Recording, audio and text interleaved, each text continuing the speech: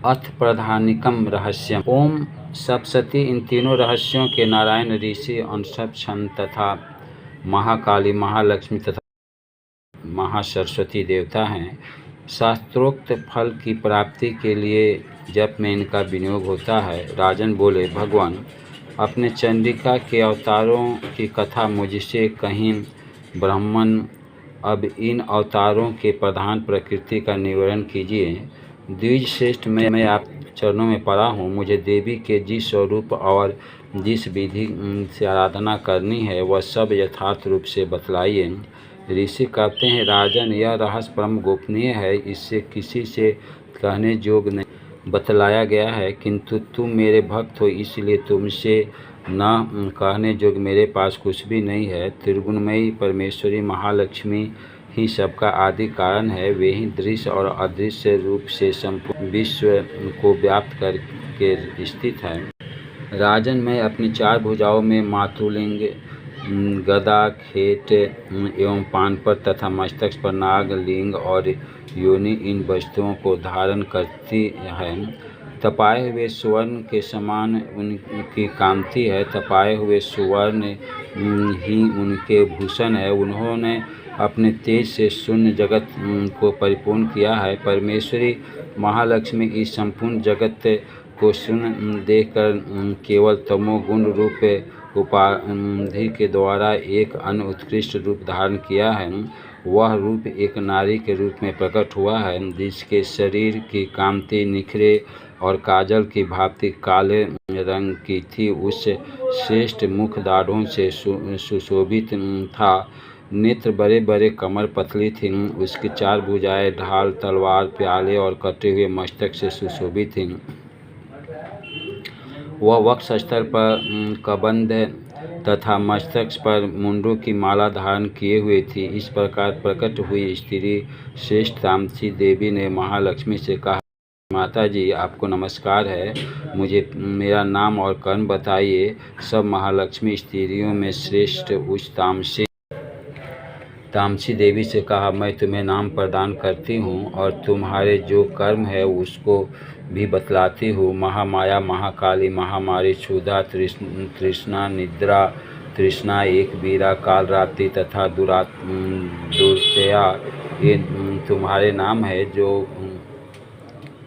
जो कर्मों के द्वारा लोक में चरितार्थ होंगे। इन नामों के द्वारा तुम्हारे कर्मों को जानकर जो उनका पाठ करता है वह सुख भोगता है। राजन, महाकाली यूँ कहकर महालक्ष्मी ने अत्यंत शुद्ध सत्वगुणों द्वारा दूसरा रूप धारण किया, जो चंद्रमा के समान गौरव वर्ण था।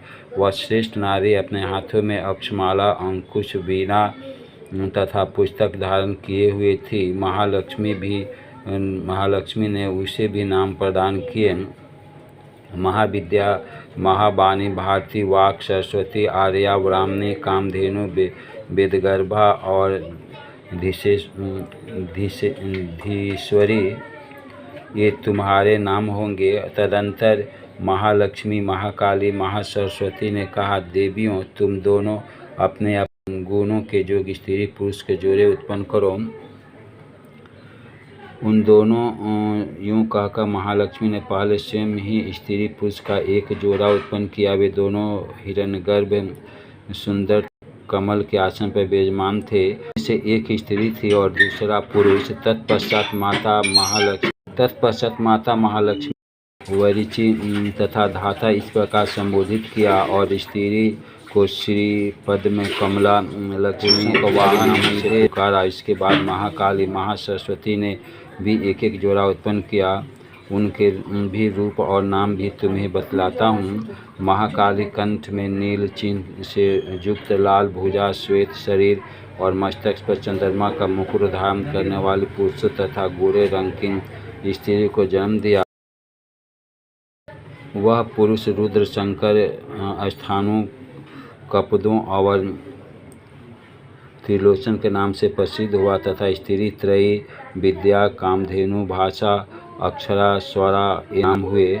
राजन, महासरस्वती गोरे रंग की स्त्री और श्याम रंग की पुरुष को प्रकट किया। उन दोनों का नाम भी मैं तुम्हें बतलाता हूँ। उनमें से पुरुष नाम विष्णु, कृष्ण, हरि, ऋषिकेश, वासुदेव और जनार्दन हुए तथा स्त्री उमा, गौरी, सती, चंडी, सुंदरी, सुभगा और शिवा इन नामों से प्रसिद्ध हुई। इस प्रकार तीनों ज्योतियाँ ही तत्काल पुरुष को प्राप्त हुई। इस बात को ज्ञान नेत्र वाले लोग ही समझ सकते हैं, दूसरे ज्ञानी जन तथा रहस्यों को नहीं जान सकते। राजन, महालक्ष्मी त्रैविद्या रूप सरस्वती ब्रह्मा के लिए पत्नी रूप में समर्पित किया, रुद्र को वरदायिनी गौरी और भगवान को वासुदेव लक्ष्मी दे दी। इस प्रकार सरस्वती के साथ संयुक्त होकर ब्रह्मा जी ब्रह्मांड का उत्पन्न किया और परम पराक्रमी भगवान रुद्र ने गौरी के साथ मिलकर उसका भेदन किया। राजन, उस ब्रह्मांड में प्रधान आदिकार समूह पंच महाभूतात्मक समस्त अथावर जंगम रूप जगत की उत्पत्ति हुई। फिर लक्ष्मी के साथ भगवान विष्णु उस जगत का पालन पोषण किया और प्रलय काल में गौरी के साथ महेश्वर ने उस संपूर्ण जगत का संहार किया। प्रथम रहस्य में पराशक्ति महालक्ष्मी स्वरूपा प्रतिपादन किया गया है। महालक्ष्मी ही देवी के समस्त विकृतियों की प्रधान प्रकृति है, अतएव इस प्रकार प्रकृति या प्रधानिक रहस्य कहते हैं। उसके अनुसार महालक्ष्मी ही सब प्रपंच तथा संपूर्ण अवतारों के आदि के कारण है। तीनों गुणों को साम्य अवस्था रूपा प्रकृति भी उनसे भिन्न नहीं है। स्थूल, सूक्ष्म, दृश्य, अदृश्य तथा अभक्त अथवा व्यक्त अव्यक्त सब उन्हीं का स्वरूप है। वे सर्वत्र व्यापक हैं। भांति प्रिय, नाम और रूपा सब वे ही है।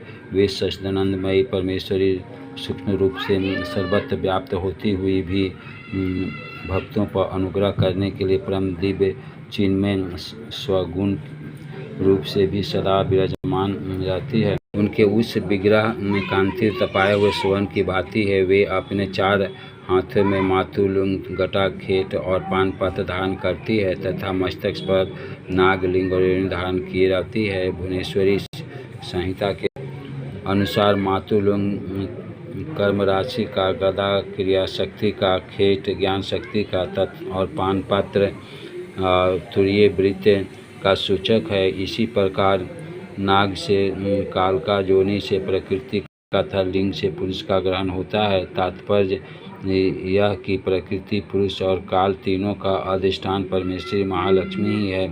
उक्त चतुर्भुजा महालक्ष्मी किसके हाथों में कौन सा आयुध है, इसमें भी मतभेद है।